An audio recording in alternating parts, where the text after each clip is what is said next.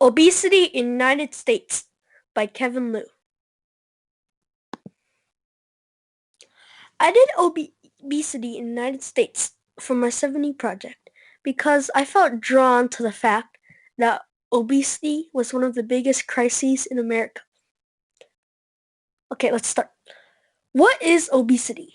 Well, I've seen several definitions, but the definition I like best is from the book Artichoke's Heart, which is obesity is a medical condition of being severely overweight. That's not me weighing 150 pounds. That's me weighing 300 pounds. And that's crazy. You don't want to see me weighing 300 pounds. Obesity is also defined as having excess fat and consuming more calories than you can burn. That's like me having a Big Mac and then not exercising. Those calories turn into excess fat, which make me obese. Well, how is obesity affecting the United States? Well, 1 in 3 adults is considered obese. And if you think about it, that's really crazy. That's like me taking 100 people and 33 of them will be obese. Well, according to publichealth.org, over half of the American population could be severely overweight by 2030. Remember, that's me weighing 150 to 200 pounds. That's an additional 6 million cases of diabetes, 5 million cases of heart disease, and 400,000 cases of cancer. Obesity also costs over $344 billion for the U.S. government. That's billion, ladies and gentlemen. That's $344 billion we could spend on education, infrastructure, or maybe even preventing the Zika virus.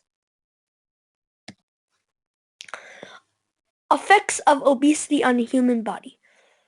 Well, some risks, not all, are high risk of diabetes, cardiovascular disease that has to do with the heart, cancer, respiratory disease that has to do with the lung, memory loss, kidney failure, and the most common, depression. So for my project, I read 2 books, Butter and Artichoke's Heart. They're both really good. You guys should read them. Both of these books gave me a new perspective of how hard it is to lose weight. And I have a quote from Artichoke's Heart. I could feel those new pounds clinging like koala bears on a eucalyptus tree. That's from Rosemary.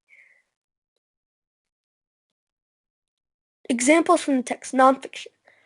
For nonfiction, I read 1 book, and it was Chew on This.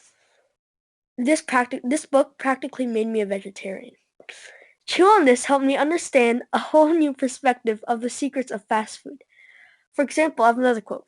The potatoes are pumped into a tank and shot through a lame water gun knife. They emerge as shoestring fries. In this part, they're talking about how frozen fries are made, and that's just crazy. Potatoes through a gun? So I read 2 articles, one from CNN and one from publichealth.org. Both of the articles help me understand the true horror of the obesity crisis in America. A quote I have from Public Health is, Americans are notorious for their fast food consumption. Fast food makes up 11% of our diet. That's crazy, and that's on average.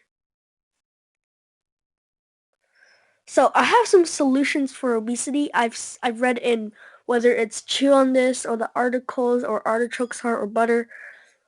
Number 1, open more grocery stores in low-class areas.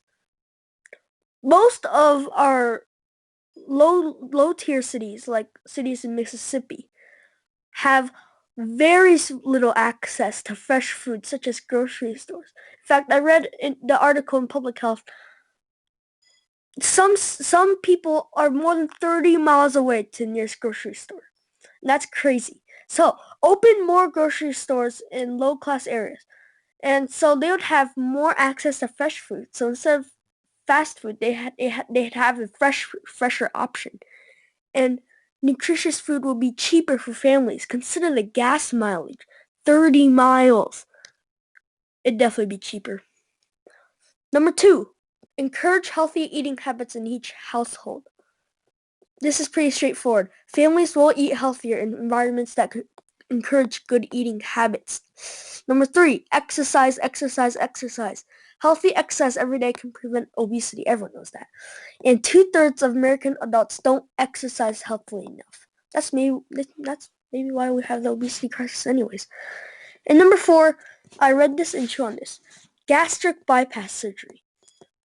Now, it's really expensive, so most people won't have the opportunity to do it. But as I said, it's $23,000. But it's really successful. And what it does is it makes surgery, it makes surgery, the surgery makes the stomach smaller in an attempt to stop obesity. So basically, if you had the stomach size of a basketball, it turned it to the stomach size of a golf ball. So that makes you eat less. And hopefully that stops your obesity. So far, it has a very high success rate.